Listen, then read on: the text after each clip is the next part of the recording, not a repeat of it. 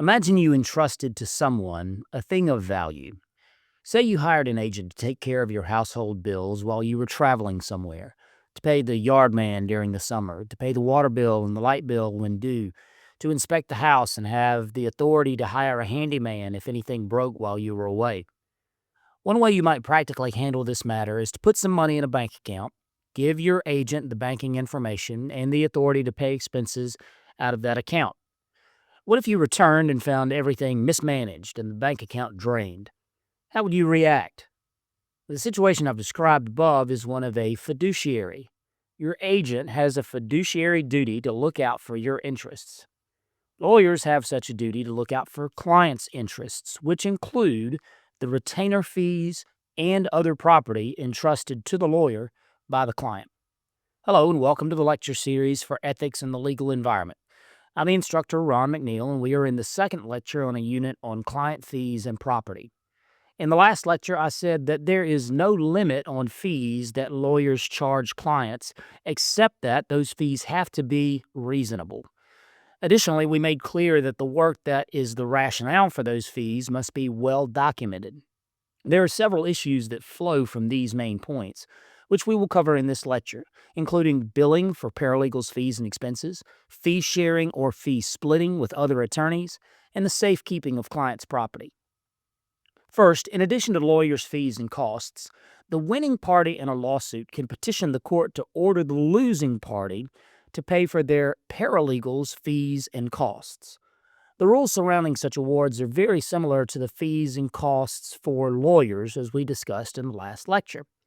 If the prevailing party is awarded paralegals' fees, the lawyer must submit evidence of the paralegal's billable hours for compensation. The party that is petitioning for paralegal fees must also establish that the requested award is within the prevailing market rate for paralegals in the jurisdiction. And the purpose of billed work must be sufficiently specified to show that there was a necessary element in preparing the matter.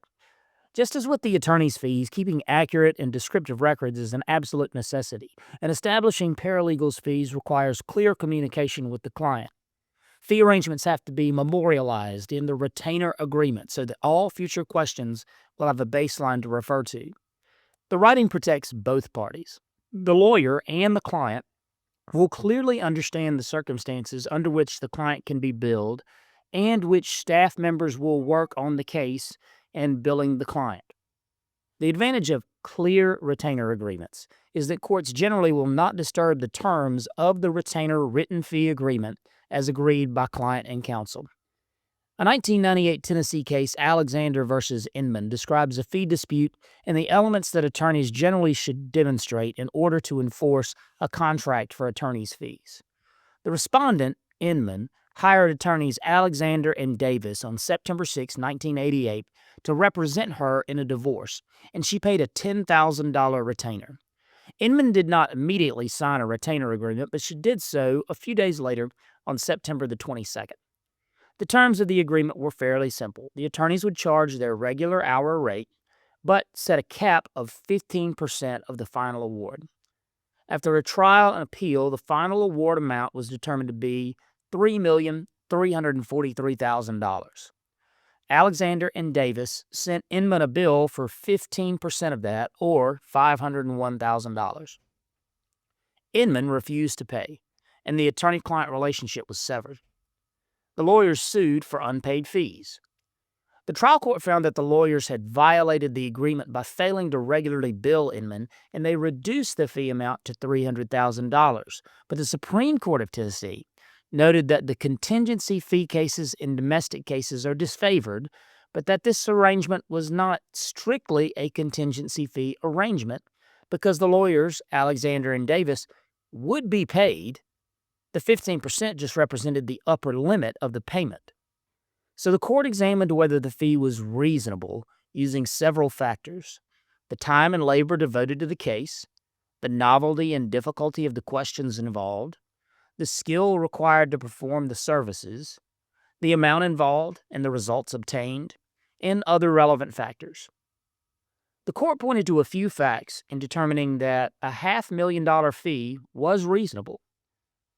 The case involved preparing for a 3-day trial and 2 appeals, which is a lengthy amount of work.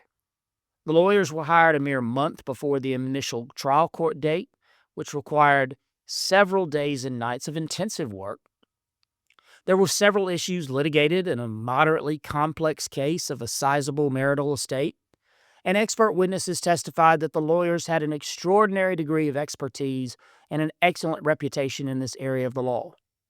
While no single factor determines reasonableness in these cases, the court found that because of these circumstances, the terms of the agreement were reasonable. There are other issues that arise in determining the appropriateness of legal fees: fee sharing, expenses, paralegal billing.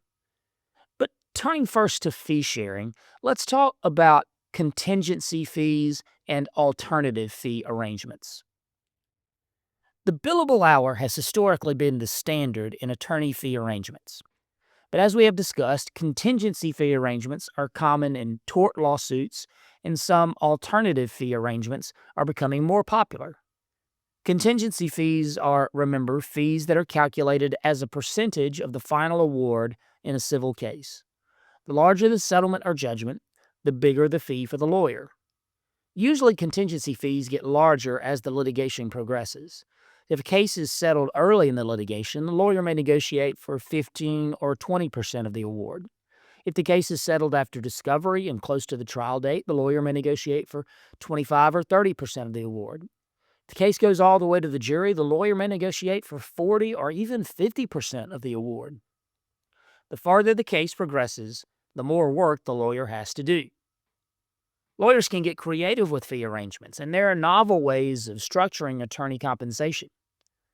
This might not sound especially creative, but flat fee arrangements are a fairly new way of structuring legal fees. Flat fee arrangements are just a menu or schedule of fees that lawyers charge for predictable work. For example, when I was in private practice, I regularly assisted divorcing couples with their joint uncontested divorces. I charged an upfront, flat fee for this service that was all inclusive of my time and expenses. Legal matters that have a predictable time investment in the case might be good for flat fee arrangements. These are advantageous to all parties because they encourage time efficiency. There is a disincentive to track time in a flat fee arrangement, but tracking time can still help the lawyer or the law firm determine how much to charge for flat fee services in order to remain profitable. To review, we've covered 3 common fee arrangements: billable hours, contingency fees, and flat fees. Different fee arrangements are more appropriate for different types of cases. Contingency fee arrangements, for example, are not really practical in criminal cases, and flat fee arrangements might be unadvisable for complex lawsuits that are difficult to anticipate how much work will go into them. The second major issue in the lecture is fee splitting and fee sharing. On some level, all the attorneys in the practice share their fees because the attorneys are the sole source of income for the firm. There are rules that govern how the fees can be split between lawyers, but sometimes fee sharing extends beyond the firm. Sometimes it is necessary to associate an attorney from another firm. This creates some issues, chiefly communication with the client regarding the fee arrangement. The North Star concern when associating third parties in a case is that the client must be aware of any fee-sharing arrangement outside the firm and generally the proportion of the work share with third parties. Assuming the client consents to splitting or sharing fees, especially with third parties outside the firm, the attorney should respect a few guidelines. First, the proportion of fee and work must be relatively equal. Popular lawyers who have a lot of office foot traffic and sign a lot of clients aren't permitted to just farm out all the work to some smaller affiliated firms and then keep most of the fee for themselves. Keeping the proportion of fee and work relatively equal keeps the lawyers involved in the case because both the primary attorney and the affiliated contributing attorney are fiduciaries of the client and bear responsibility if something goes wrong. The lawyer who affiliates some third-party lawyer retains his fiduciary responsibility, and the lawyer who becomes affiliated takes on a fiduciary responsibility. Professional responsibility also requires that fee-sharing arrangements be reasonable and be in writing. and fee sharing cannot be a construct to get around licensure issues.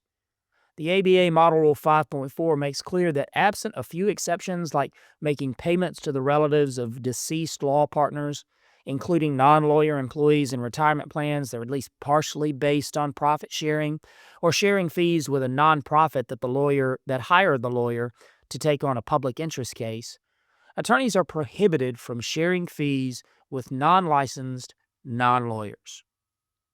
To put a fine point on it, paralegals, no matter how much work or how they perform in a case, cannot be allocated a percentage of the recovery based on a percentage of the work done, even where the client consents.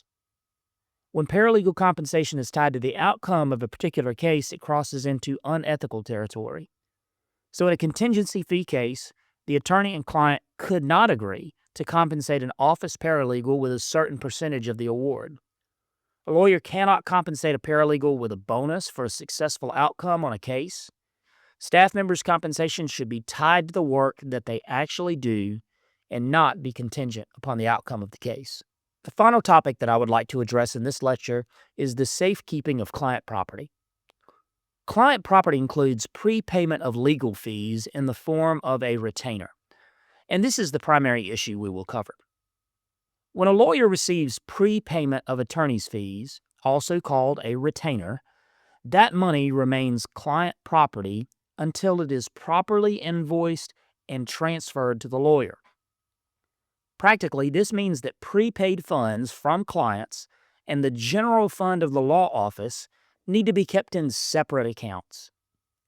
The mixing of client retainer funds with the attorney's personal funds or with the operating fund of the law office without permission is called commingling funds.